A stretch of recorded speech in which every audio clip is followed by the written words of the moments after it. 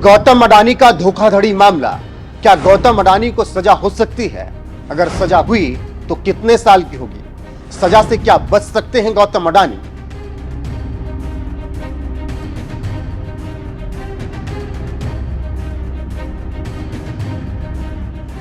नमस्कार, मैं हूं आपके साथ रोहित। गौतम अडानी पर अमेरिका से आई खबर ने भारतीय राजनीति को गरमा दिया है।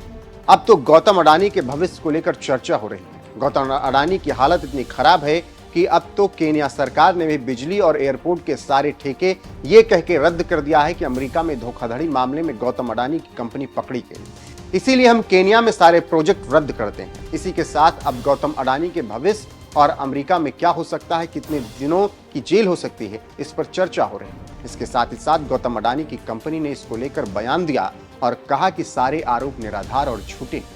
लेकिन अगर अमेरिका में केस चल रहा है तो क्या क्या हो सकता है, इसको लेकर हम आपको कुछ बातें बताते हैं।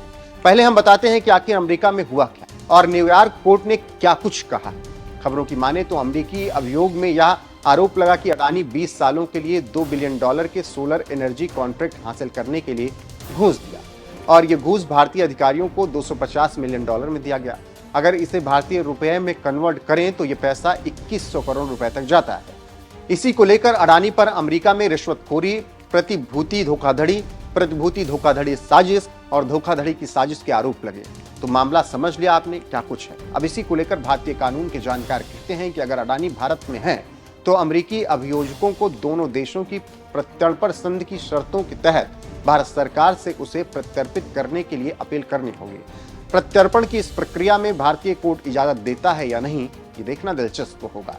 मान लिया जाए कि अगर गौतम अडानी को भारत प्रत्यर्पित कर दिया या अडानी अमेरिका में सरेंडर कर दें तो भी मुकदमा चलने में काफी समय लग सकता है। अमेरिकी कानून के तहत अडानी 70 दिनों के भीतर त्वरित सुनवाई करवा सकते हैं। अब अपने वकीलों को आरोपों से लड़ने के लिए अधिक समय देने के अधिकार को छोड़ सकते हैं। अगर एक बार फिर से ये मान लिया जाए कि अडानी इस रिश्वत मामले में दोषी पाए गए तो उन्हें कई सालों की जेल हो सकती है, साथ ही साथ आर्थिक दंड भी देना पड़ सकता है। यह सजा कोर्ट की हेयरिंग देख रहे जज पर निर्भर करता है।